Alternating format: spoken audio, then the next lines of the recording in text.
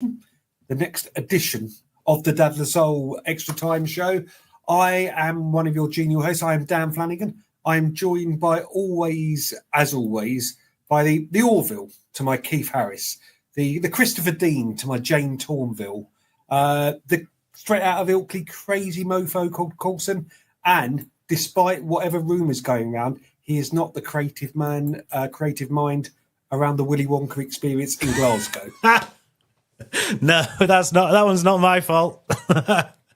I love it. It did look like you, didn't it? Let's be honest. It had you written all over it. Oh yeah, exactly. For people who don't know the story, they sold this massive, amazing kind of Willy Wonka factory experience, and they'd got a load of AI images, hadn't they? They'd used AI to kind of a load of images. The first clue should have been on the Facebook page where you go and buy the tickets. It does that thing that AI does, where it's really good at coming up with images, but writing it can't do. And all the words were nonsense. It was like chocolate-bog-blog and bibbly-boggly-bog-bob-bob.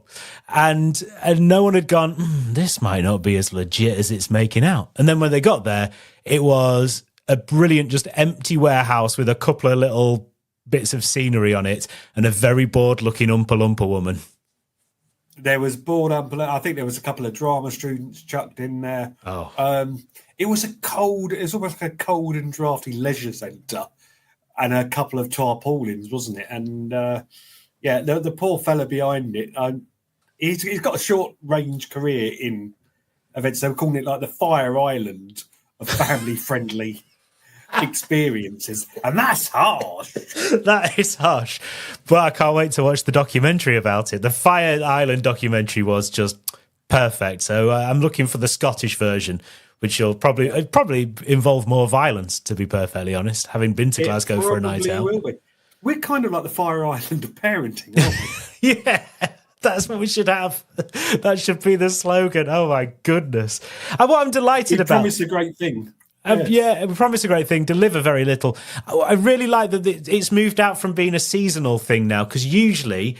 this was the sort of thing, it was winter wonderlands all across the country, wasn't it? Come to visit the winter wonderland, see Santa and his reindeer. And then there's like a poorly looking horse with some like sticks sellotaped to its head that made it look like a reindeer to all intents and purposes. And that was about it. And every year, about December time, there's stories about people suing the owners of Winter Wonderland Chorley or whatever. Well, yeah, I think that apparently everybody's got their money back,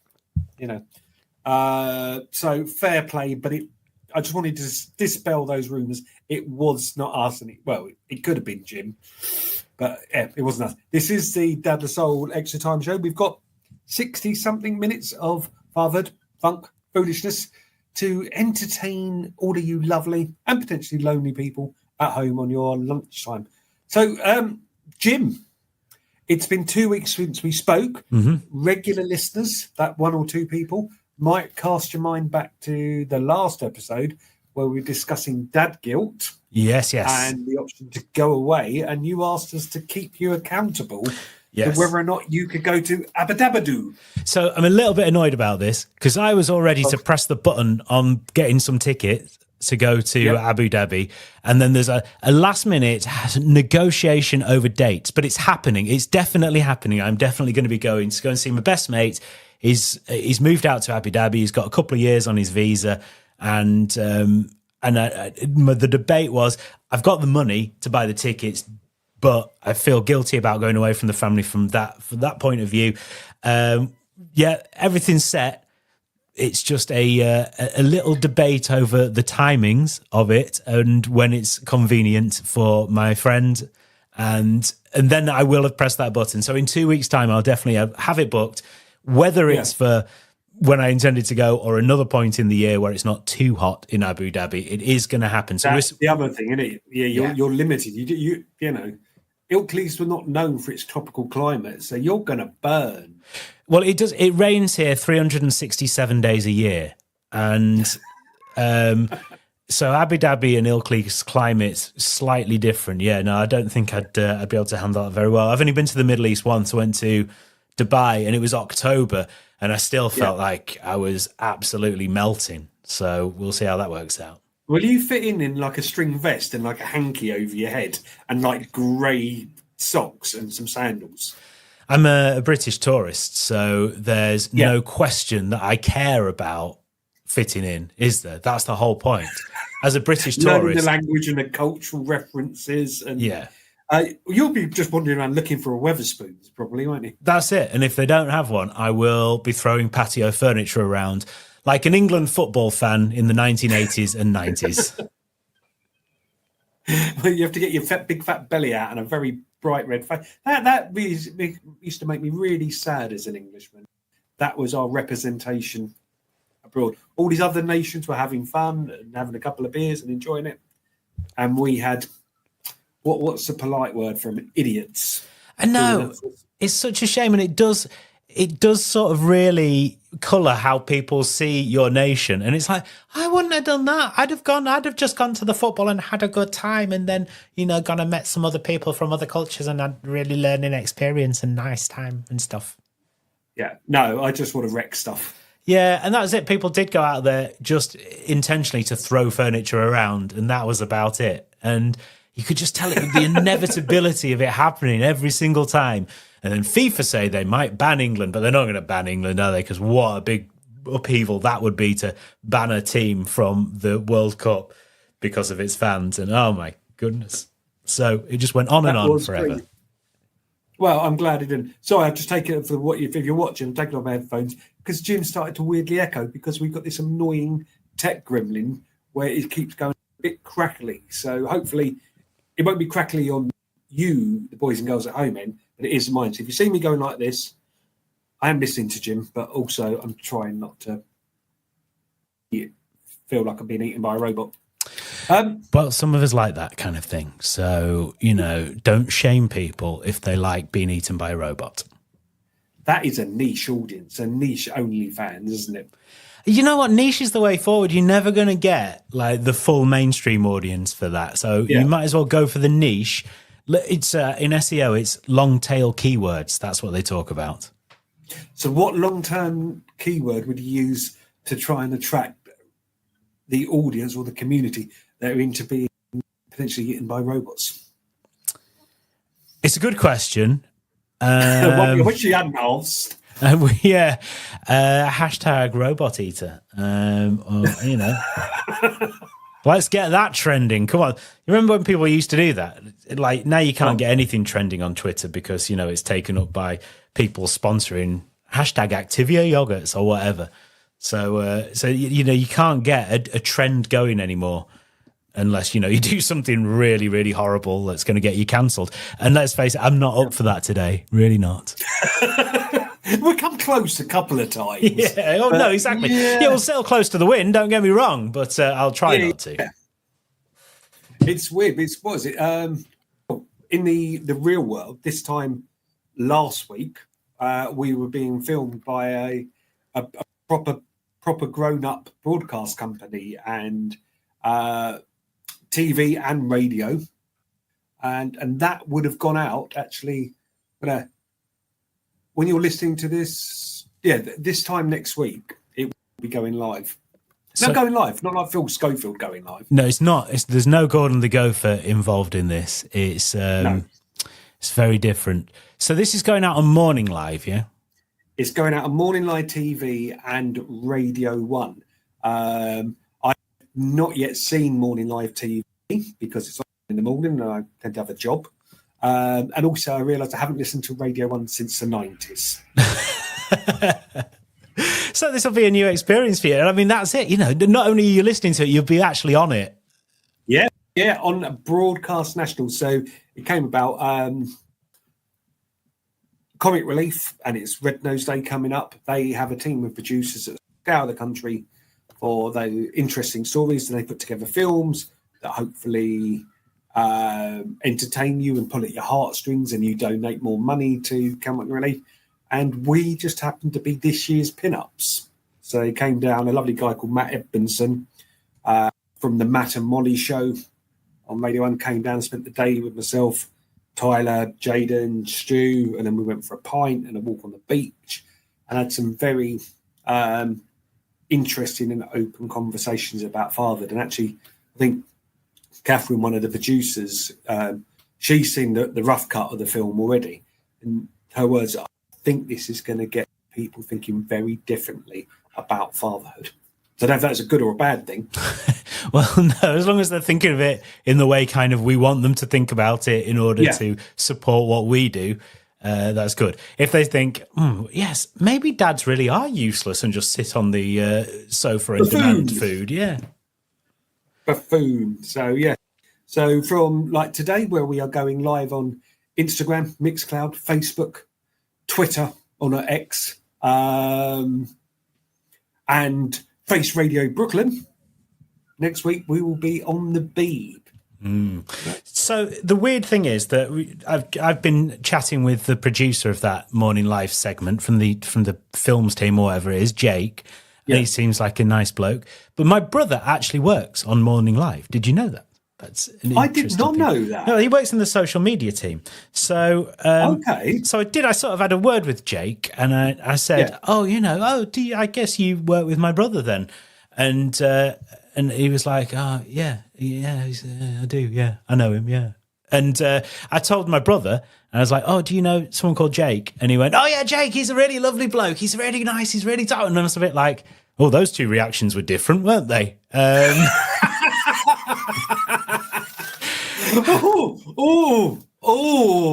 How well is my brother received at work? I don't know.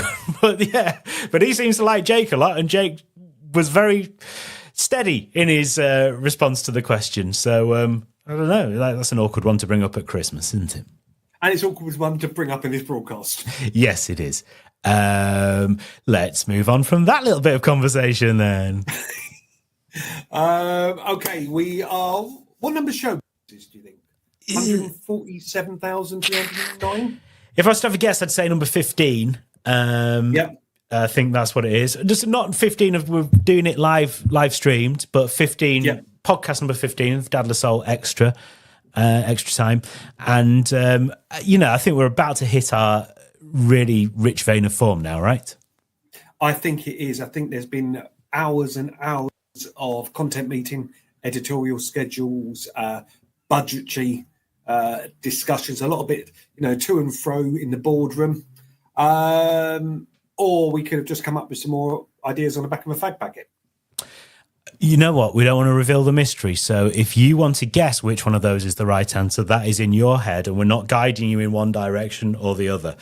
As I just quickly look over to the hastily arranged Google document that we have put together. And start looking at the notes I put in there for what songs this week, because we haven't actually discussed that. So while you do that, this week, the little town that I'm from, Worthing, has become famous. They're all over social media. There was a teenager that decided to have a house party. All right, yeah. Put it out on social media. And it went viral. And 250 kids turned up. Oh. And blocked the road. 20 police cars. Oh. Yeah.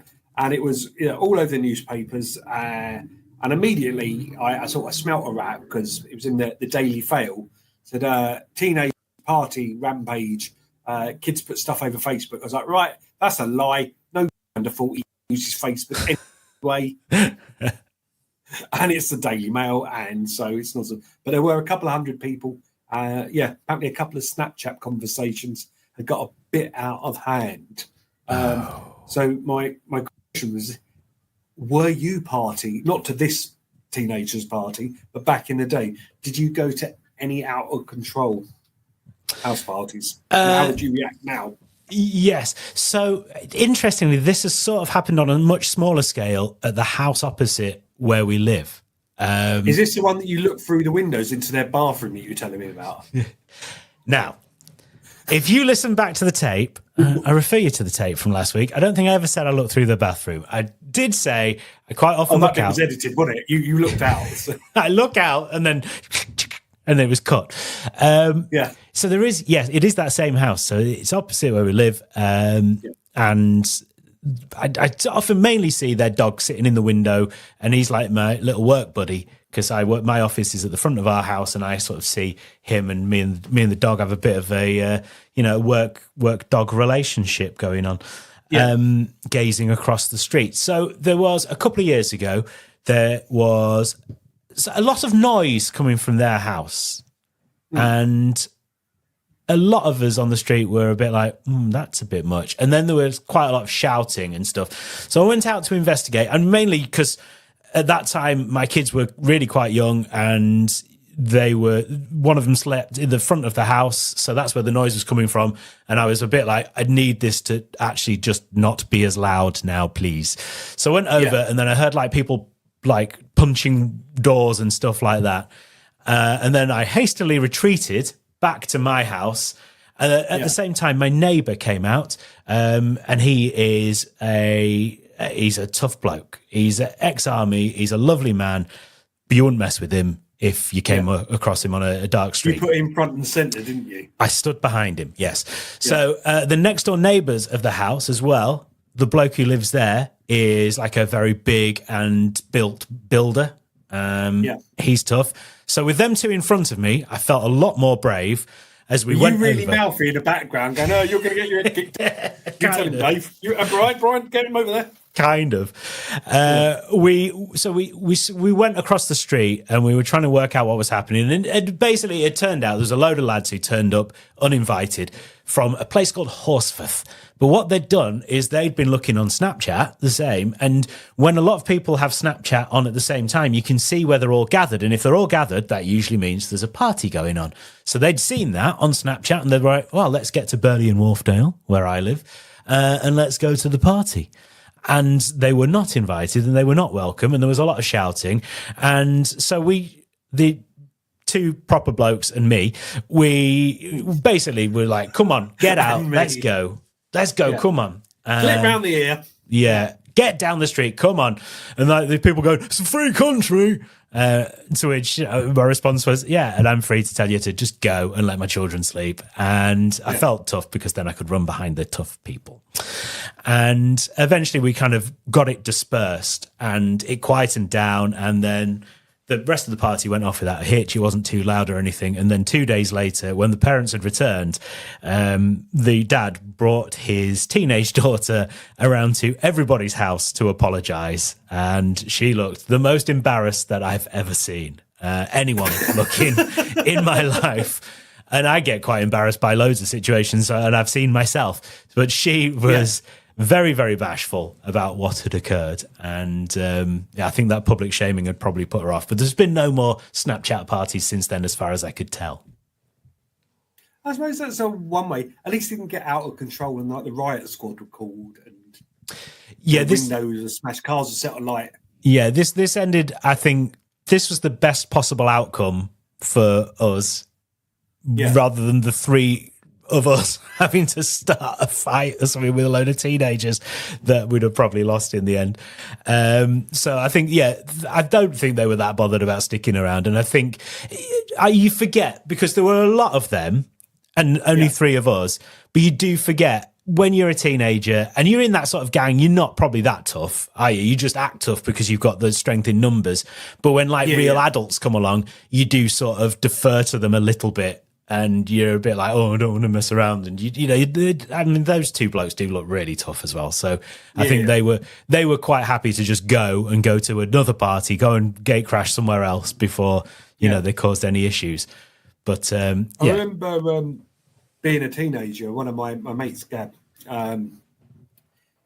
we used to crash parties, not in a terrible way, but he was always convinced there would be somebody called John at party. I'm a mate of John's.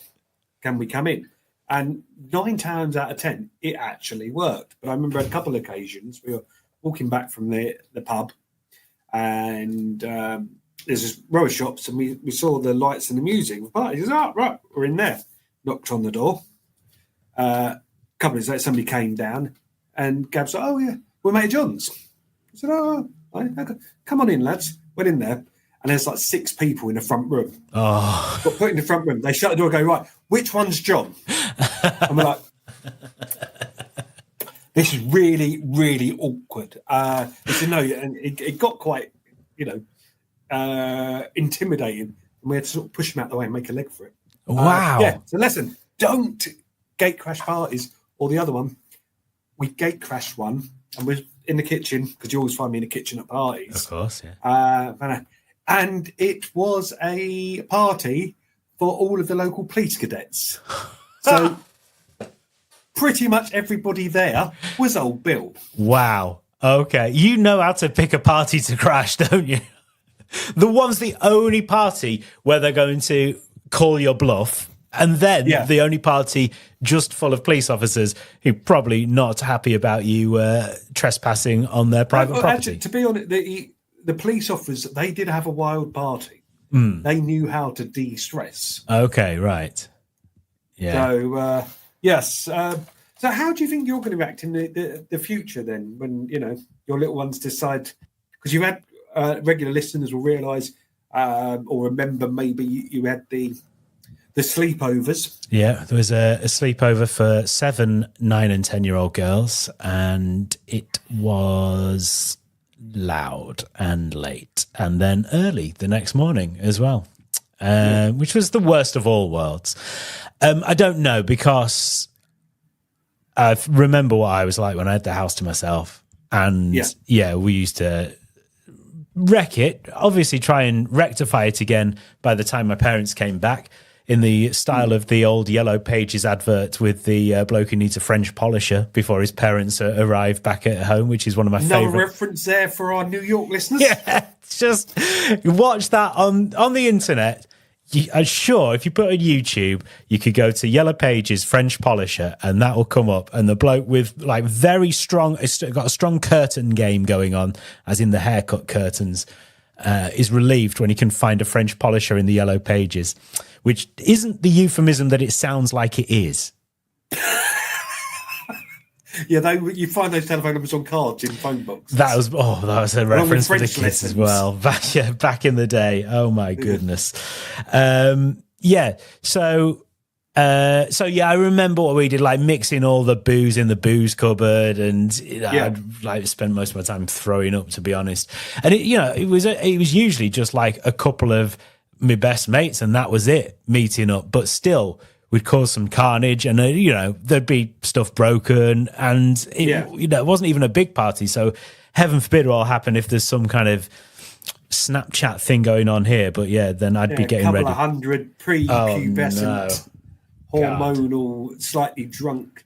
But it's quite, I suppose it's even trickier now because of the licensing laws for kids to get hold of alcohol and stuff. And there was a lot more, for us, there was always that corner shop that had a very liberal interpretation of law. Yeah. So we could go in, obviously, regular weeks or weekly and buy alcohol with no questions asked. Now I think it's a lot tougher. So probably less chance for them to get out of control, potentially. Yeah, but then more impetus to use the booze that I have in the house to mix their own bizarre, weird cocktails. So maybe that's the idea. Is creme de menthe and some, Advocaat. And 3 bottles of Newcastle brown ale, but branded like Maximo Park, that we're keeping for some reason, even though I don't think Maximo Park are going to go up in popularity. They're a band that peaked probably about 20 years ago and are on the way down, but still, we've got them. Another reference there for the kids. That's not as old as some of the references. At least it's 21st century. You say that. Should we have a little musical interlude? Let's do it. Yeah, what do you want? What have you got? Well, I could play you my tune, which is by a band who I absolutely adore. They are from Leeds, and they're an amazing story. So Leeds is very close to where I live, just down the road. It's my favourite city. And this is a band, they were just basically, a couple of them were in a house share in lockdown, and then they got a couple of more mates along, and they just started a band. And by the end of the COVID pandemic, they'd had a #2 album, and they were off to America to go and be on Jimmy Fallon and all those sort of shows over there. They've just done extraordinarily well, considering how few shows they must have played before they went and hit America and did really well there. They're on to the second album, which is called Where Is My Utopia? And this is one of the songs from it. This is called We Make Hits. They're called Yard Act, and they're just brilliant.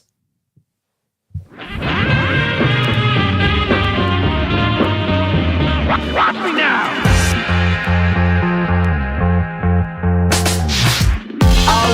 friend live upstairs in the spare room for a minute. He needed space and he paid, never relate to our letting agent that we did it. That's illegal. I sublet, yeah, I admit it. Document on tape the greatest crime this nation's saving grace, devised and then committed. I just wanna make a point that the culture would have died, and post-punk's latest poster boys wouldn't have got to ride on the coattails of the dead and claim that their derision is a vehicle for their vision of subverting it instead. Now subliminal exposure is exploding in your head, cause you know that we were golden, yeah, one night up in the attic, listening to grammatics, drinking cans and shooting the shit, we reeled off all of our hopes and dreams and made a list. And there was one singular ambition we had that most musicians of our ilk aren't willing to admit, and it was to this mantra we would commit. We make hits to put millennial men, and we do it again every night on the back of the bus. You know it ain't no fuss, we're on the same wage, and we ain't afraid to get paid on stage. Our fiction, cutting the act is a fact. If you get your backpacks up at that, you won't be missed. Now we make hits.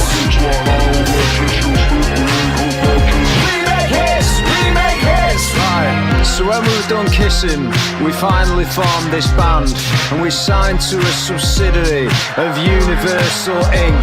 Cause the water keeps on rising, and we know there's no surprising anyone with eyes and ears round here that we're all gonna sing. And we just wanna have some fun before we're sung. And if that's the attitude you exude, then you know you're really boom. We make hits to post-millennial men, and we do it again every night on the back of the bus. You know it ain't no fuss, we're on the same wage, and we ain't afraid to get paid on stage. Our fiction, cutting the act is a fact. If you get your backbacks up at that, you won't be missed. Now we make hits. We make hits, we make hits. I'm feeling anti-C-A-P-I-T-A-L-I-S-T. It just so happens that there's other things I happen to be, so I'm gonna keep bringing shit and selling over the stakes. Bring down the wall. And if it's not here, we were being ironic. Yeah.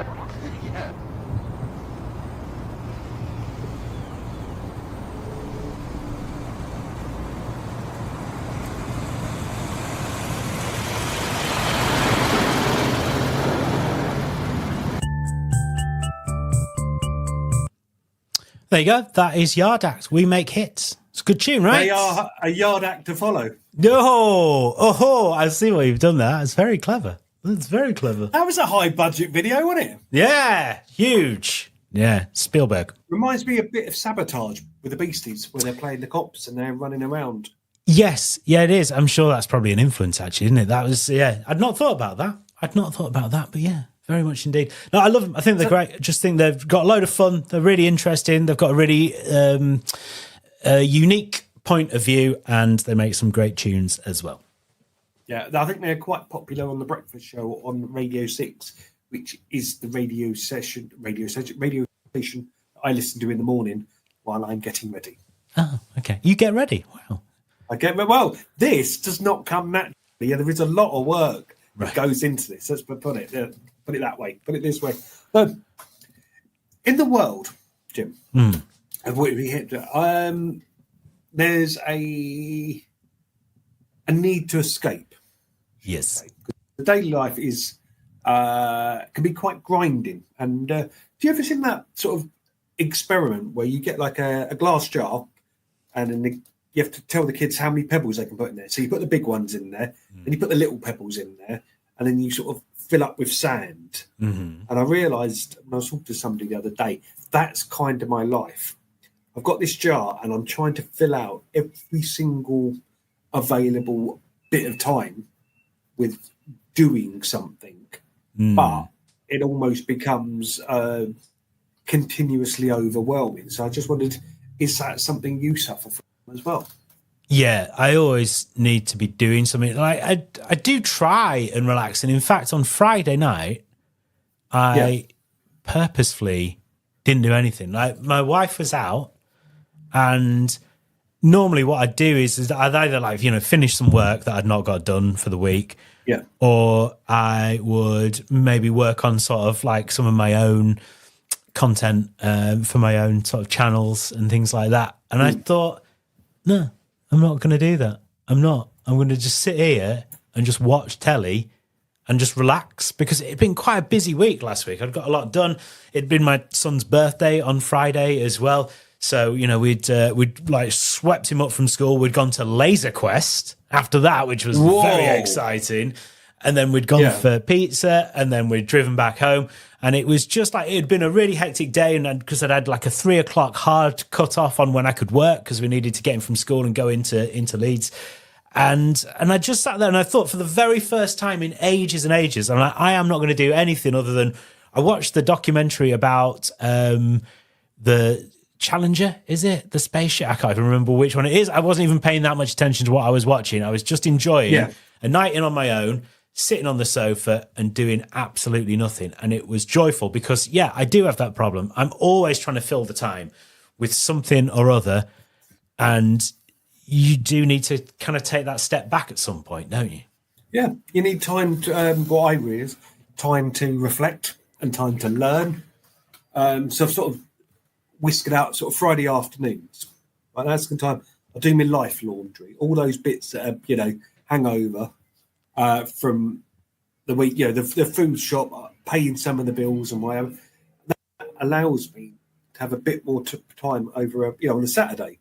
Because I'm not going, pick up child from football, do this, do that, pay that bill. And I started it this week, and it already made a huge change. Where I just think, I don't have to be doing something all the time, or I could schedule in time to do things that are really nice that I potentially would have put off because I was too busy. So, like, really, so I'm going to the theatre on Tuesday, which is today, actually, when this goes out, to see a performance with the English National Touring Theatre of Macbeth. You didn't realise I was such a culture vulture, did you? No, I didn't. Did you? Or did you do that by mistake? Were you meant to go to McDonald's and you... I did not. No. I tell you what, it's the power of advertising. So it's in a local theatre where we are. Really strong posters, blood red, really, really interesting graphics and typography. And I don't really know the story of Macbeth. I probably touched upon it when I was a student, but that was 30-something years ago. And, so I'm going to go to the theatre. I'm going to watch something that I wouldn't normally watch. And I'm going to do it without guilt. I love that. I love that as an idea. When I used to work in radio, one of the best bits of advice I was given was to read a magazine or read a book or something that you wouldn't normally touch. You wouldn't go anywhere near. And it would just give you a different insight onto... I've seen some of those magazines you used to read. Yeah, exactly. But it's the ones that I wouldn't read are the thing, then. It was the ones under the hedge in the park. Yeah, that's right. That's that.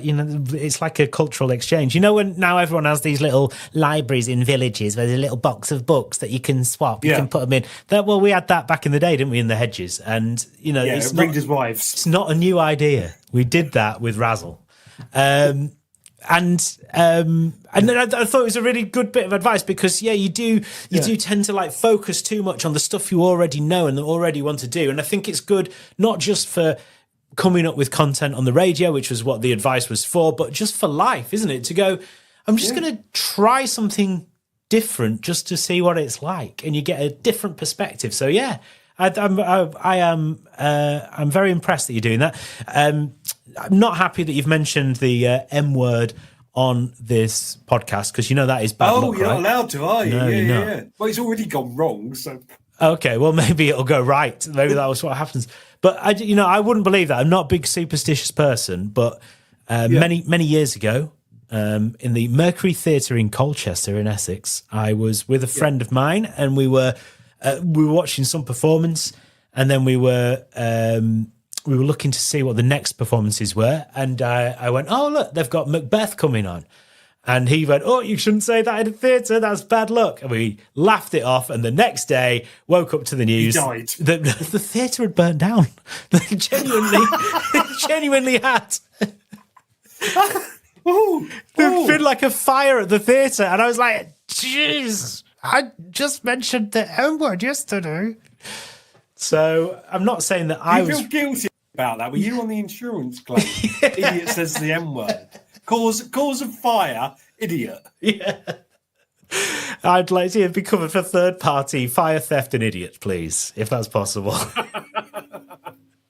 All those previews would be a lot. There's a lot of idiots. They would, yeah. I'm really inspired by that, because one of the reasons before why I wanted to go freelance was because I would sometimes... I worked at this place that was out in the countryside, and the countryside was beautiful. And then I had to go to work at a job I didn't particularly like.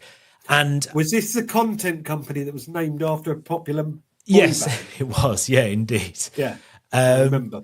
And so I'd drive there, and I'd be going along the road, and I'd just feel like, what would happen if I didn't turn right and I just went straight on and just had a day out in the Dales, in the Yorkshire Dales, the beautiful national park of the Yorkshire Dales.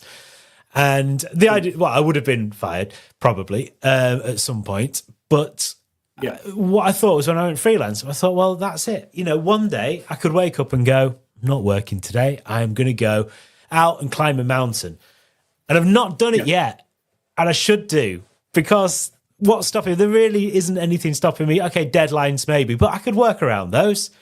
You know, it'd be nice to just one day go, right, I'm not working on Thursday. I'm going to go and climb a mountain. Who's going to stop me? No one.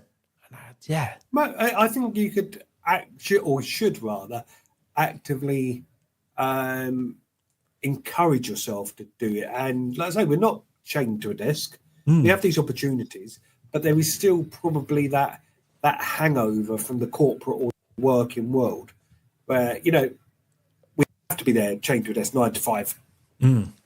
But it's just, that was just his idea 80 years ago.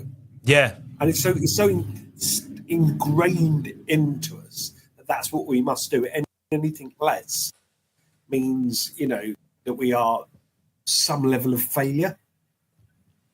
Yeah. And actually, I think, no, screw the man, you know, revolution. It is difficult, isn't it, to get away from these things that we just take for granted and accept that people work 9 to 5:30 and the shops are open 9 to 5:30. What a ridiculous way to run a country that is. So you want to do anything, go to an actual shop, support a bricks and mortar organisation, and you can only go in the hours at which you are chained to that desk. It's completely ridiculous. Am I right in thinking it was Henry Ford that came up with that idea for the production line? It might well have been, you know. I think he was behind a lot of how the world works in terms of automation and mechanization. So the guy that wanted us to buy more cars, only in black, obviously, decided this is how the civilized world should live its life. But then now you have to find a way of easing people out of that, and it's difficult because you have people like Lord Sugar on TV who's like, as soon as you mention flexible working, he's like, no, not gonna happen, no. And it's like, well, actually, are you listening to the business reasons for that, or are you just going with how you feel? And I think you're going with how you feel based around the way that you've been taught about the corporate world, as you say. So I think the that Wonka experiment, that Willy Wonka a day out of experience we've just talked about, I reckon that was one of the apprentice tasks, because that's what it looks like. It does. It really does. That was a challenge. Create a family day out. Oh, Willy Wonka, we use some AI, guys, and this is a table. Yeah, that's what it was. I can't stress how accurate that is. I love The Apprentice, but it is not a program about business. It's a program about 14 idiots running around messing stuff up, which is fine because that's what I enjoy watching. I'm all up for that.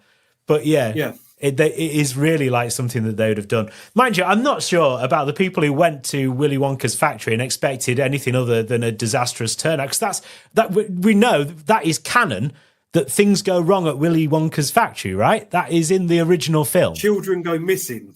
Yeah, so if your child hasn't been sucked up a pipe to be thrown out into the air, you're having a successful day. You've just seen a bored Oompa Loompa. If that's the worst thing that happens at Willy Wonka's chocolate factory, you're doing all right, is what I think. Have you been watching this series, The Apprentice? On and off, yeah. It tends to be the evening that I go to do the shopping for the food. Oh, okay. So I kind of come in halfway through. Because there's a lad on it, I don't know if he's still in it, from Turner's Pies, and that is an organisation that is quite local to us, and we have one of his shops in our town, and he's meant to be actually a very nice young man. I just wondered if he was in the running. I can't remember. I don't know. I'm not sure. I've not watched it closely enough. Is he the chief? Too busy down the park looking under hedges. Of course, yeah, exactly. You don't get as many nowadays. You can't really do it with a digital download, can you? Is he that would be weird, wouldn't it? Is he the head pieman, or is he just a sub pieman that then wants to go on to make his own pie thing with Lord Sugar? Well, no, he comes from a generational family of pie makers. Okay, and they have stores, and he's taken over. He went to school with a friend of the show, Tyler. Oh, okay. So they're all connected from they're back home in Bognor. Anyway, random conversation for people that haven't watched The Apprentice, don't know Tyler, and I don't like pies. On it yet again. If you're celiac, I really apologise for this. We should have put some sort of content warning in there. Exactly. May contain steak and kidney and gibberish. We had my son's birthday party at the weekend, and one of his friends has got celiac disease, and so she can't have wheat or anything like that. And her mum brings like a packed lunch to every party because when you go any dietary requirements, I think she realizes that that's above and beyond the call of duty for a lot of parents. So I think that's really thoughtful of her. But it feels really bad to have his birthday cake and then be handing it out to everyone, going, there you go, there's a bit of birthday cake, bit of birthday cake for you, bit for you, not for you, bit for you, bit for you. It just seems really bad. I felt like the worst person. Has the kid come to terms with that, the child? Yeah. Or was he used to it, or just going, this is make me awful, give me some and I'll sneak it down behind the sofa and have some? Yeah, that might be where she goes when she's a bit older, but currently she seems okay with it. She didn't really mind. And also by that point in the 7-year-old party, it was utter absolute chaos anyway. So, she would go run off and jump on some soft play that there was in the corner of this football field, which is weird. Nice. Well, that was just a night out for you, wasn't it? Yeah, well, I mean, I'll be honest, we got there 20 minutes early, just to set everything up. And I just really enjoyed playing football because they had quite a good indoor football pitch in this massive warehouse. And I really... warehouse where Willy Wonka was. Yeah, well, it was, I mean, to be honest, it was slightly more... I told you were behind it. Yes, you got me. You tricked me into it. I admit it. I am the Willy Wonka evil deeds person. No, I was just really enjoying playing football on the little indoor football pitch, and I was gutted when his friends turned up. I thought, hopefully no one's going to turn up and we'll just have this for 2 hours and I could just play a bit of football. Yeah, forget the social scarring that you have of your second born, as long as you get a chance to put one in the back of the net. He'd get over it, surely. Come on. I'll let him score and he'll be happy. Years of therapy later. Should we have a little musical interlude? Yeah, let's do it. What do you want? Go on. I came across this next song, this next video, and it reminded me I was actually at this gig, and I'd forgotten that I saw this band. It's the Beastie Boys, and it's Sure Shot, and it was shot at Wembley at Live Aid. Not Live Aid, sorry. What was it? The Smash Hits Poll Winners Party. No, there was a something aid for Lemonade. global warming. Was it Lemonade? It was not Lemonade. I don't play the video because it might be on the backdrop. What bloody thing it was? Okay, this is once again two middle-aged men misremembering things.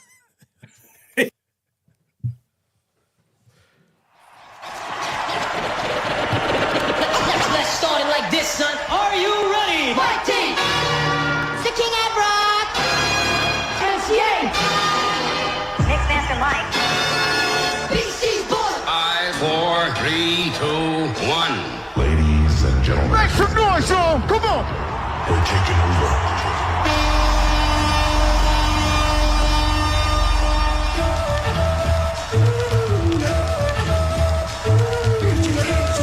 You don't stop! You don't stop! You don't stop! Mike D, come and rock the tune now!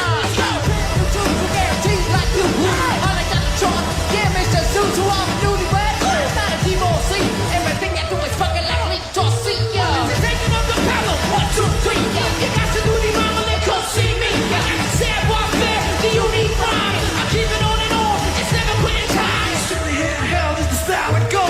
Never rock the mic with the pantyhose. All my ear doctors and I'm ready to go. It's in the boards. Tim, y'all.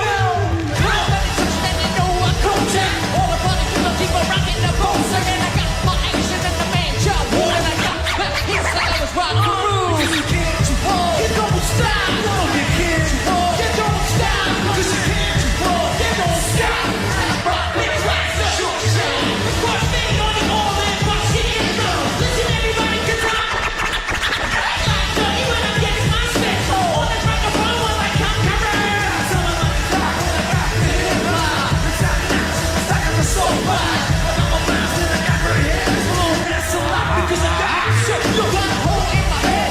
No one is gonna straight my thoughts. Thinking too much. Sick. Gotta think.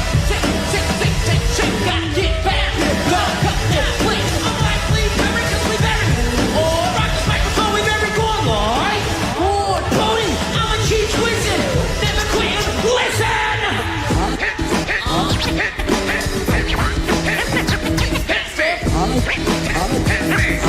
Oh, yes, indeed, it's fun time, fun time. You don't stop. You can't. You don't stop. 'Cause you can't. You don't stop. It's the end. What?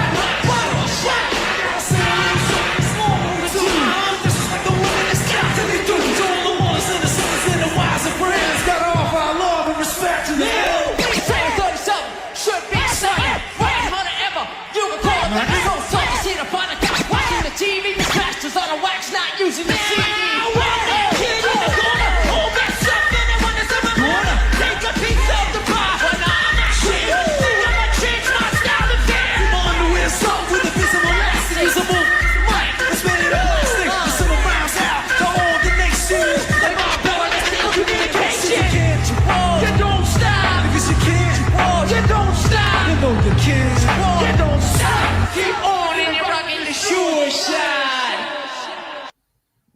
That was a gig. That was cracking, wasn't it? Wasn't that great? It was.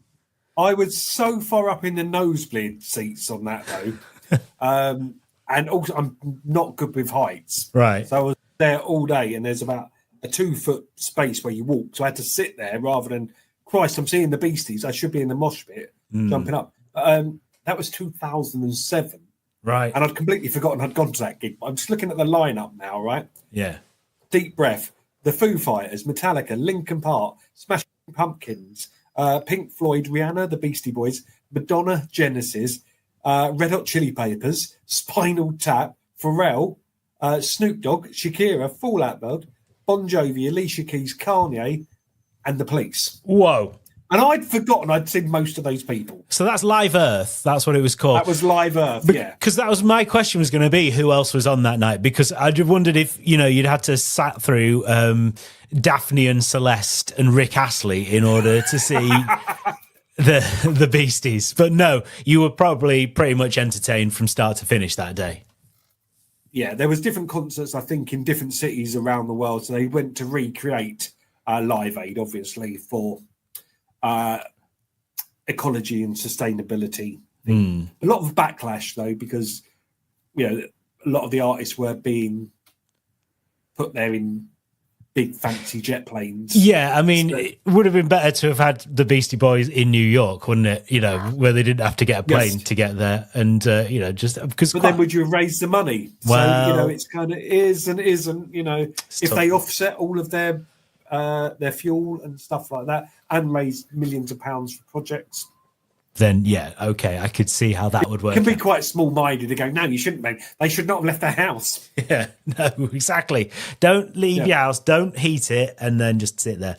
And my other question about that is, if you were that far back, how much time did you spend watching the actual people on stage and how much on the screens that were behind them? I couldn't see the people on stage, to be honest. I've got poor eyesight anyway. But it really was, it was a lottery for the tickets. You couldn't say, I want to sit in there unless you wanted to pay, $1 billion pounds, which is actually a form of currency, $1 billion pounds. Yep, I know, yeah. No, I just 40 quid in it. Then these are the seats that they've got. But I do remember it just being so high up that it was quite unenjoyable. But still, you've seen all of those acts, so tick them off. I've got the bragging rights. If I remembered, I've got the bragging rights. So, it's horrible.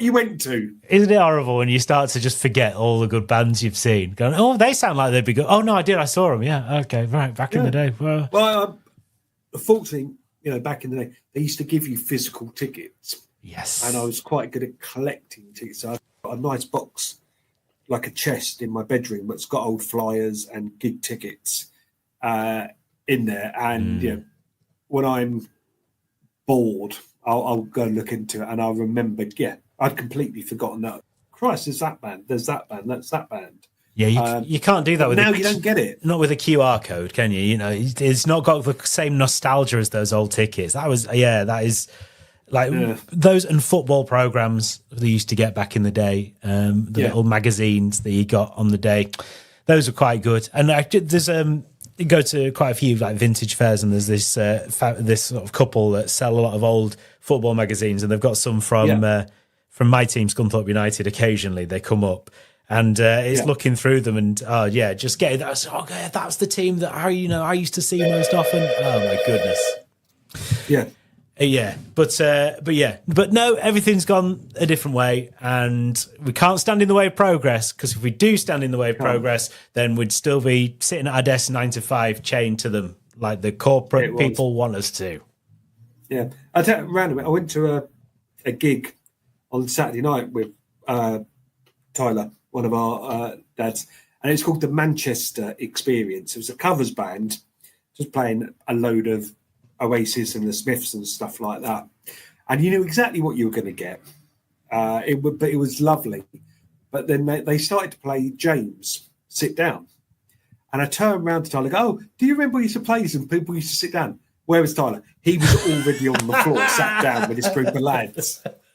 There was these guys in their 40s and 50s going, "I'll sit down, I'll sit down." But if I go down, I ain't getting up. No, that's the problem. Yeah, when you get to your 40s, that's not happening anymore. And also, how many pairs of trousers were ruined back in the day by cider sticky floors at indie clubs when people played James and you had to sit down on it? No, thank you. I do remember being in big clubs, though, and that actually happening. People would get on the floor and do it. And I thought, it would be funny just remembering, seeing these grown up, well, I said grown up. These full-size children. Yes. But it did tickle me. It did tickle me. So another thing I've noticed about aging is, a few weeks ago I mentioned that we were playing football regularly. The dads of my kids' football team, the dads are getting together to do five-a-sides regularly. We have already had 2 weeks cancelled because of excessive injuries. I don't think this is what happens when a group of 20-year-olds gets together to play regular five-a-side football. We seem to be on 1 week on, 2 weeks off at the moment while people recover. Someone had lost a toenail after the last one. There's been quite a few. Are you like really dirty tacklers then, or what? No, it's all people who've overexerted themselves. It's men in their mid-40s who've decided that they are Pele and not people in their mid-40s. Pele in his prime, I would hesitate to mention. And so, yeah, people have just pulled muscles just because they've overdone it.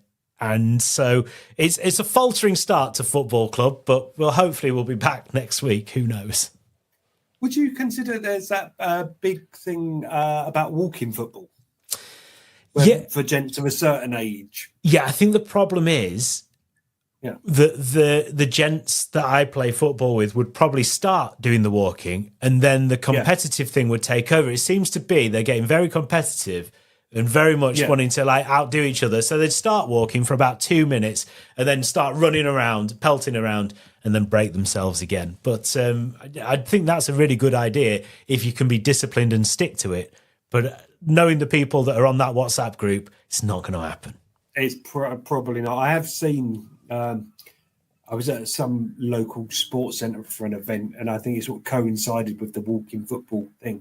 But what was nice was afterwards, they're all hanging out, having a cup of tea and having a chat. So it wasn't so much the playing of the sport. I think it was more about the camaraderie. Yes, the social aspect is definitely, I think, really, really important. And that's kind of what I'm enjoying out of it as well on the weeks that we do actually get to play. So after you play, do you get drunk, have 8 pints and go for a curry? Just to really... No, actually, we don't, to be honest. But it's quite nice because we do the kind of lift chairs and stuff. So, you know, we get to have like nice chat and stuff. It's nice. But it may develop into that as well, which would ruin any of the good work that the football's done. Yes, exactly. You can't be running around with a belly full of beer. No. So this has been the Dadless Old Extra Time Show, episode 447,396. That's what it feels like. It feels like that, doesn't it? Yeah. It's draining. Can we... Have we got time for one more song before we disappear out of this? If it's a 3-minute song, I will go while it's playing and go and put my shoes on, ready to do the school run. You're on the way to the school run, aren't you? Yeah. Do you want to play Notorious B.I.G.? Is that what you wanted? No, because that's got naughty words in it. Oh, has it? Okay. And you'll spend hours having to edit out. But how about Labby Sifri? Yes. A really nice to go out one. Edit it afterwards. And for anybody that's seen the recent film, The Handover, which is a gang of private school kids that have to stay at school over the Christmas holidays in the 70s, is beautiful. So until next week, I've been Dan, he's been Jim. www.dadlesssoul.com. Come and find out more about what we are actually doing.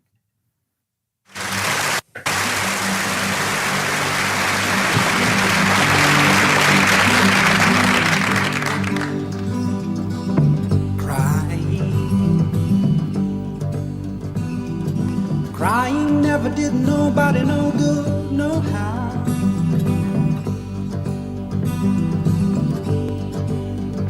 That's why I don't cry. That's why I don't cry.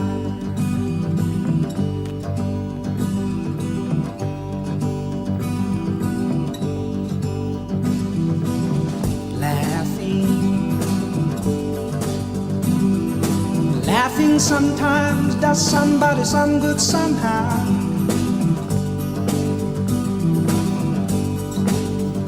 That's why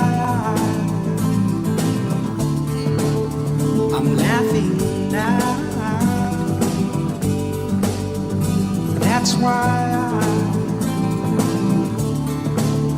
I'm laughing now.